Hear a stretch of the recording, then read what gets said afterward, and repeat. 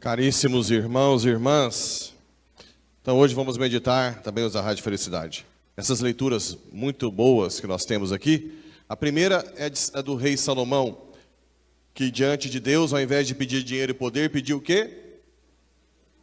Sabedoria. Talvez sabedoria é uma das coisas, fora a fé, tem que pedir a fé, né? Mas a sabedoria é uma das coisas que a gente mais tem que pedir, porque é a sabedoria que faz a gente discernir o bem e o mal. E também você começa a ter sabor nas coisas de Deus. Tem alguns padres espirituais que dizem que a sabedoria é aquela que dá gosto às coisas de Deus. Imagina quando você vai comer alguma comida que não tem gosto nenhum e de repente você começa a sentir um paladar gostoso. É com o dom da sabedoria que você começa a sentir bem fazendo as coisas de Deus e discernindo, usando bem a razão, a inteligência. Algo que cada dia mais tem se destruído. Tudo planejado, né? É muito importante vocês estarem por dentro que existe um projeto mundial de destruição da família, da religião, para enfraquecer os países, quebrar e eles dominarem. Vocês estão sabendo disso, né? Vocês já estão... Existe um projeto globalista em que todos esses itens que são agora do Ministério da Saúde também são itens mundiais. O que eles pensam? Alguns filósofos famosos que só pensam para destruir o mundo disseram que para dominar um país você precisa ter uma população menor, menos união entre nós, divisão, por isso que põe um contra o outro, o negro contra o branco, o índio contra o branco, a mulher contra o homem, feminismo.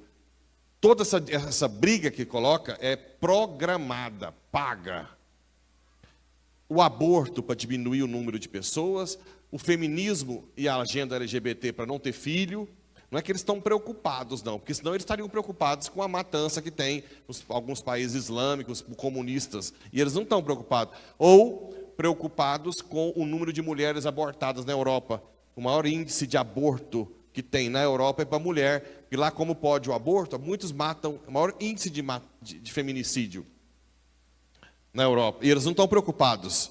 O que eles querem é que o mundo tenha pessoas cada vez mais desligadas da família, aí vem a briga do marido com a mulher, aí vem a ideologia de gênero, que se você não é capaz nem de reconhecer o seu próprio sexo, você é capaz de aceitar tudo que eles colocam para você.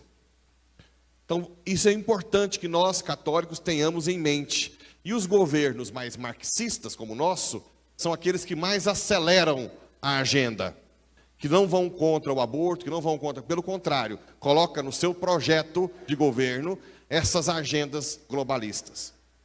Então, hoje, nós temos um monte de gente que não tem consciência disso e muito menos sabedoria para argumentar. E os argumentos são ridículos, porque não existe realidade nessas pautas.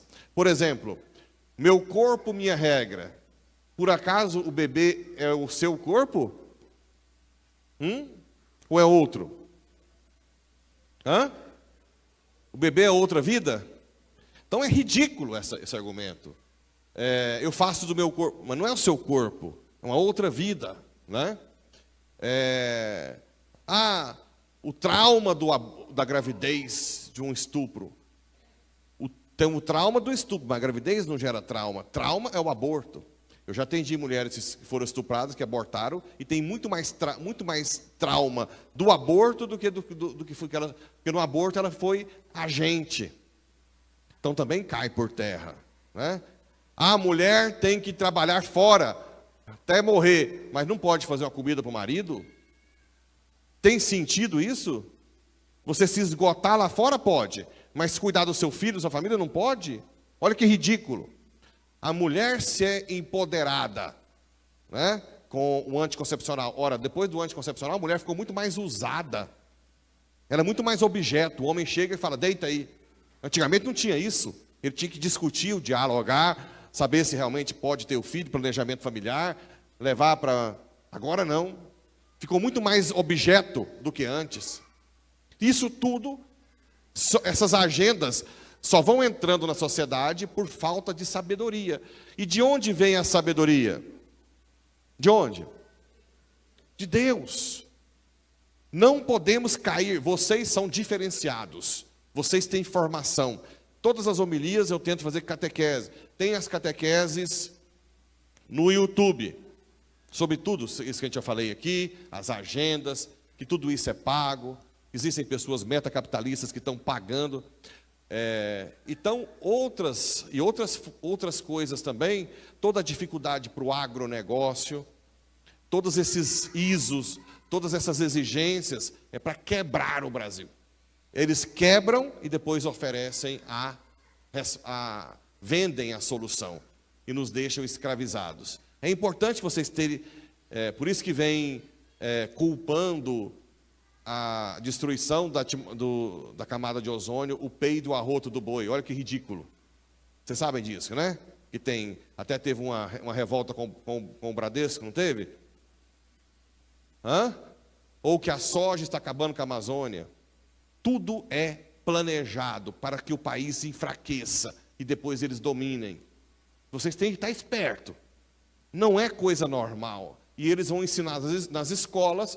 Daqui uns dias os seus filhos estão revoltados com os pais, porque o pai tem gado, que o arroz, as indústrias dos grandes países lá de carvão, eles não falam nada, da Europa, destruição que não tem mais.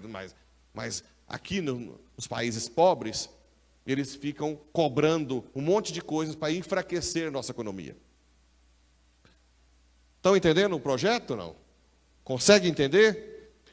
Vocês têm que estar combatendo, sabendo quem é o inimigo. Existem inimigos. Tudo isso é pago. Essas ideias malucas de aprovar pedofilia, de dar hormônio para menino de 14 anos, tudo isso é pago. Eles não têm dó, nada, né? Não tem pena de nada.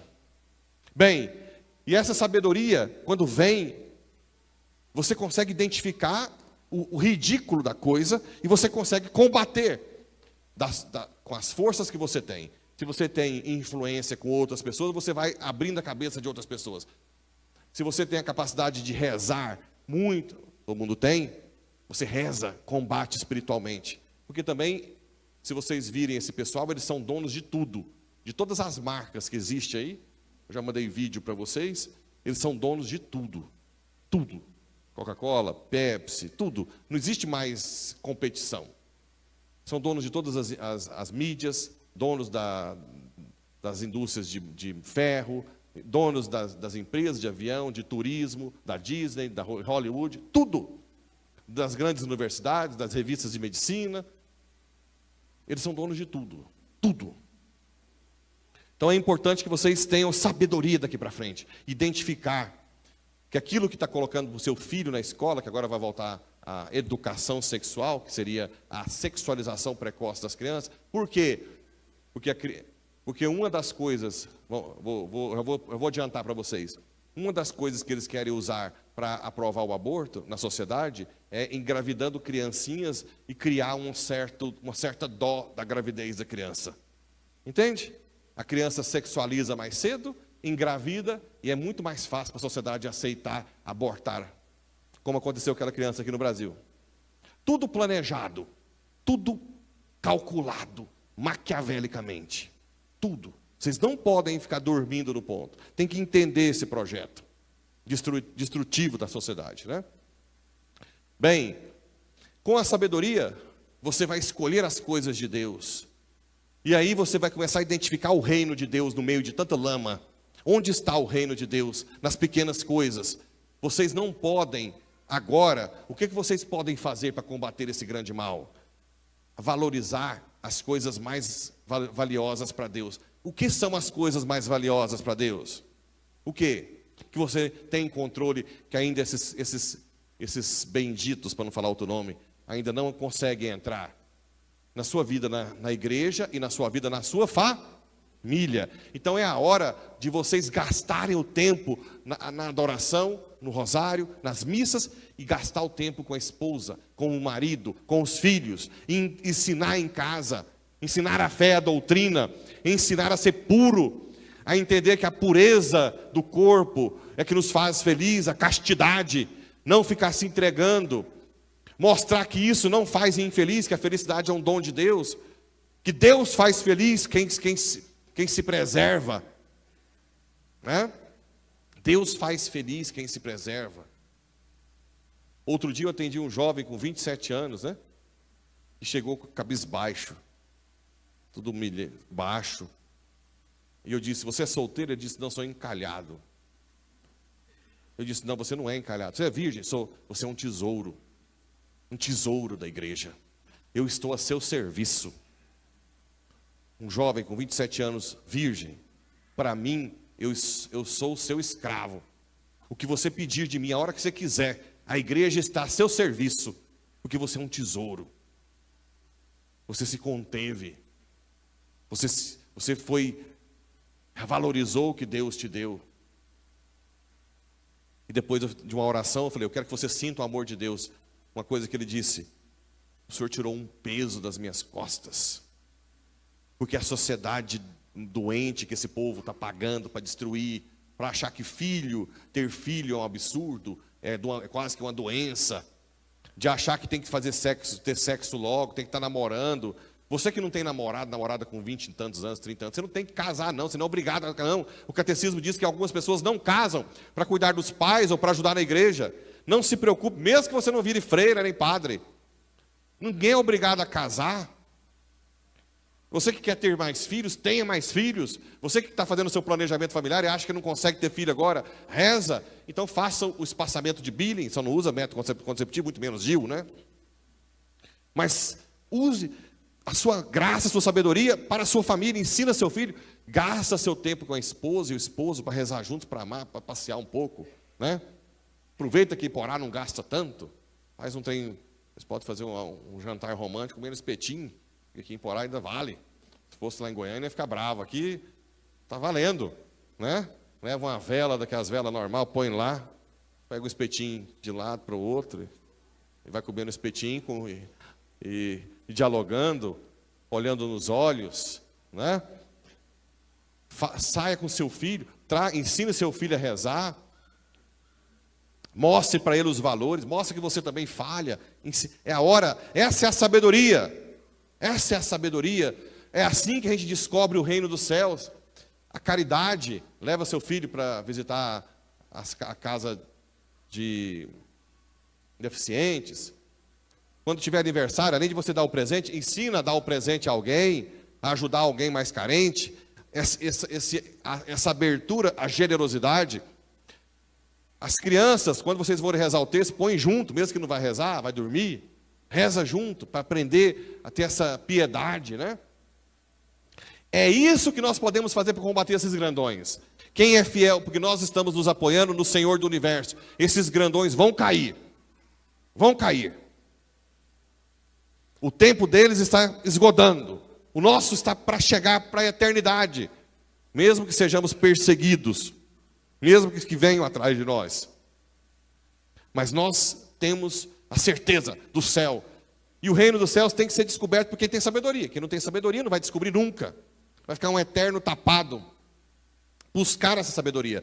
E aí sim, você vai largar todas as coisas que não são tão importantes e vai priorizar aqui, a missa. O que está acontecendo hoje é muita gente está trocando a pérola preciosa que acha aqui, ou o tesouro, por coisas que não vão durar para sempre. Muita gente deixando de ser um cristão autêntico, bom, que reza todos os dias, para fazer outras coisas, para ficar viajando, comprar fazenda, e sei lá o quê, aí não tem tempo para nada, abre uma loja aqui, uma filial ali. Lá em São Luís eu conheço um pessoal que a mulher era ministra de Eucaristia, eram presentes na igreja, aí foi abrindo filial, hoje não vai na igreja. Agora eu pergunto, meus irmãos e minhas irmãs, o que essas lojas vão fazer para ele na hora da morte? O que elas vão fazer para essa alma na hora da morte?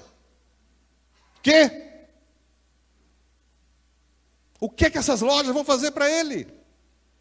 Será que alguém consegue ter um pouco de noção que é uma loucura que estão fazendo?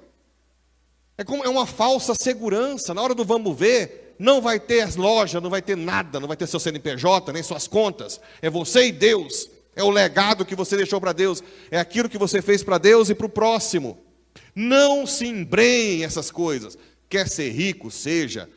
Mas é perigoso você largar a igreja. É? Muito perigoso. Quantos dos que têm fazenda em Mato Grosso aqui em Porá, e quando vai para o Mato Grosso, preocupa onde que tem missa no caminho? Ou onde tem uma igreja aberta para fazer uma adoração? Será que alguém faz isso? Agora eu pergunto, essa fazenda, na hora da morte, o que essa fazenda vai te dar na hora da morte? O quê? Na hora do desespero, na hora que você vê que você não tem mais nada que fazer para Deus. Dizia Santo Afonso Maria de Ligório, um livrão que eu ganhei ali, de meditação. Ele dizia, uma meditação sobre o tempo. E dizia que no juízo particular de cada um, as almas vão gritar de desespero, querendo 1 minuto a mais para se confessar. 1 minuto para fazer uma adoração. 1 minuto para participar de uma missa. E não vão ter nunca mais na vida. Não vão ter 1 minuto mais que elas gritarem. O que adianta? Meu Deus do céu, a gente grita.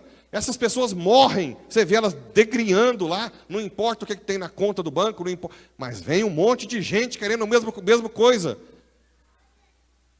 Tudo bem, quer ter rico? Seja, mas agora é mais perigoso, né? Será que você vai para as suas fazendas preocupado com a missa? Será que você vai preocupado com a adoração de Jesus? Com os rosários? Ou será que vai ser embrenhado cada vez mais nessa máquina destruidora de alma? Que na hora da morte não vai te ajudar nem um pouquinho, nadinha. Nem nada. E mais que isso, o que um cristão que realmente tem sabedoria e prioriza as coisas de Deus tem? Essa carta aos Romanos aqui. Irmãos, sabemos que tudo contribui para o bem daqueles que amam a Deus, daqueles que são chamados para a salvação, de acordo com o projeto de Deus. Pois aqueles que... Então, tudo contribui para o bem dos que amam a Deus. Tudo. Mesmo o mal, Deus tira um bem. Porque você ama... Agora, dos que amam a Deus. E aqueles que não amam? O mal prevalece. Deus não tira um bem. Então, nós precisamos tomar uma decisão hoje. Nós estamos sendo bombardeados por gente grande lá de cima. E as armas que nós temos são as orações, as penitências, o jejum, as missas, os sacramentos, né? Confissão e assim por diante. E vocês têm o amor à família, ao próximo, à caridade, a ajudar na igreja. Já tem muita gente que está empenhado. O dízimo vai ajudar muito vocês, viu? Na hora do juízo final. Porque o dízimo, pelo menos aqui, em outros lugares também, proporciona uma evangelização extraordinária da paróquia. Então aqueles que já são fiéis... Já é uma coisa, mas não basta isso. Você tem que ser fiel também na amizade com Deus, ser fiel no amor a Deus, na caridade ao próximo, né? No tempo que você gasta com a família. Não perca tempo fazendo coisas fúteis e deixando a sua família de lado. Gasta o tempo na sua família. Gasta o tempo aqui na igreja para ajudar as pessoas. Gasta seu tempo para quando você morrer, não ter esse desespero de pedir um minuto. Senhor, me dá 1 minuto. Eu fico pensando, já tem 5 anos que eu estou em Porá. Quantas e... Não é pretensão não. Não sou pretensioso. Mas eu imagino que já deve ter algumas almas que não concordavam com o Padre Pablo, que estão lá gritando, deixa eu voltar para falar para minha família. Deixa eu voltar, pelo amor de Deus, como fazia. Não deixa eles virem para cá. Porque eu, o tempo inteiro, falo coisas que não são da minha cabeça. É da igreja. Dói, mas aquele que abraça isso, fica liberto, se sente livre, se sente feliz, se sente de Deus. Quantos testemunhos eu recebo? Quantos testemunhos? Um atrás do outro, do Brasil inteiro, né? Não é só daqui, do Brasil inteiro. Testemunhos fortíssimos de conversão. A verdade dói, mas liberta de vez. Então fica aí essa convocação, né? Amanhã tem o terço dos homens. Vem os homens rezar o terço. Reze em família. Vem, põe o bendito nome da sua família no horário para fazer adoração. Na hora que você morrer lá e ter lá aquele horário que você e sua família cumpriu de adoração diante de Jesus. Imagina que graça que não vai ser. O dízimo, já para muitos, já já está sendo, mas seja fiel no dízimo. Já vai lá e fala, Senhor, isso aqui é seu para evangelização. Ajuda na caridade. Eu vou contar rapidinho. Não tem muito tempo não, mas... Como é que o reino dos céus está escondido? Naquele curso que eu fiz no Rio, eu descobri que no primeiro dia, segunda-feira, não tinha um curso. Aí eu arrumei um apartamentinho no Airbnb lá para ficar perto da praia. Falei, vou ficar na praia caminhando, né? Caminhei o dia inteiro na praia e à noite eu fui jantar. Cansado. Terminei de jantar umas 10 horas da noite e voltei a pé. Aí tinha um monte de mendigo. Tinha um mendigo que me aproximou de mim e com muito afeto, né? E elogiando, já fiquei esperto. Falei, tem coisa sobrenatural aí. Só que ele falou, estou com fome. E eu olhei assim, não tinha nada aberto, né? E eu com sono, falei, olha, como é que eu faço? Eu vou ter que dormir, não dá. Não, estou com fome. Falei, então vou na farmácia ali, depois... Aí eu fui para a farmácia, ele estava longe. Quando eu saí da farmácia, eu fui para outro lugar para ir embora. E ele foi atrás de mim na farmácia. As mulheres expulsou ele da farmácia, tudo, saiu brigando lá. Aí eu vi um cachorro quente, falei, não. Vem cá, eu estou aqui. Fui lá, comprei o cachorro quente e uma coca. Quando eu saí com ele, e ele falando palavras bonitas, né? Aí eu peguei o cachorro quente, a coca, e morrendo de sono, e entreguei para ele. Quando eu entreguei, ele olhou no meu olhar, nos meus olhos, e entrou na minha alma. Só que eu saí rápido. Nem falei direito com ele. Quando eu estava já caminhando para chegar no apartamento, uma voz veio no meu coração. Eu não queria só o sanduíche, eu queria o seu abraço. Né? Aí eu comecei a chorar, né? Eu falava, perdão, Jesus, perdão. Só que eu já estava com meu coração ardendo, porque o olhar dele... E eu nunca sou assim tão frio, porque eu estava com muito sono, muito cansado, né? Queria ir para casa, dormir. E eu ainda procurando, tinha que ir para o lugar. Então eu não queria só o cachorro quente. Então, cuidado. O reino dos céus está onde a gente menos pensa que está. Nas coisas menores, mais simples. É ali que você tem que gastar seu tempo. E parar, abraçar. Porque pode ser Jesus que está passando na sua vida. Assim seja.